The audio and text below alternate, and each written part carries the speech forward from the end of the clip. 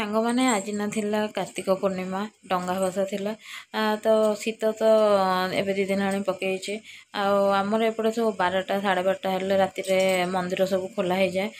ତ ଆମେ ଆଉ ଶୋଇ ନଥିଲୁ ଆଉ ପୁଅ ମୁଁ ମୋ ସ୍ୱାମୀ ଆମେ ପଳେଇ ଆସିଥିଲୁ ଠାକୁରଙ୍କ ପାଖକୁ ଆମ ଘରଠୁ ଯେହେତୁ ମନ୍ଦିର ମହାଦେବଙ୍କ ମନ୍ଦିର ଥିଲା 1/2 କିଲୋମିଟର ପାଖାପାଖି ହେବ ତ ଆମେ ଆସିଥିଲୁ ହେରି ଆଉ ସେତେବେଳକୁ ମନ୍ଦିର ବେଶୀ ଗହଳି ନଥାଏ ଅଳ୍ପ ଲୋକ ଥାଆନ୍ତି ତ ଆମେ ଠାକୁରଙ୍କୁ ଦର୍ଶନ କଲୁ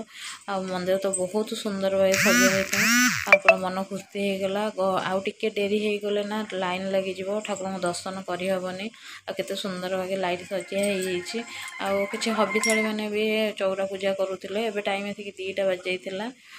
ତ ମୁଁ ଆସିଯାଇଥିଲି ସେଠି ଜଣଙ୍କର ମନ୍ଦିର ପାଖରେ ଜଣଙ୍କ ଘରେ ତାଙ୍କର ରଙ୍ଗୋଲି ପଡ଼ିଥିଲା ଆଉ ତ ଆମେ ଢେର ସାରା ମନ୍ଦିର ବୁଲିଥିଲୁ ତାପରେ ସକାଳେ ଆସିକି ଘରେ ଠାକୁର ପୂଜା କରି ଟିଫିନ୍ ତିଆରି କରିଦେଇଥିଲି ତ ସକାଳ ବ୍ରେକଫାଷ୍ଟରେ ମୁଁ କରିଥିଲି ଇଟିଲି ଆଉ ଚକୁଳି ପିଠା କରିଥିଲି ମଟର ତରକାରୀ ଆଉ କାଲି ରାତିରେ ଯାଉ କରିଥିଲି ତ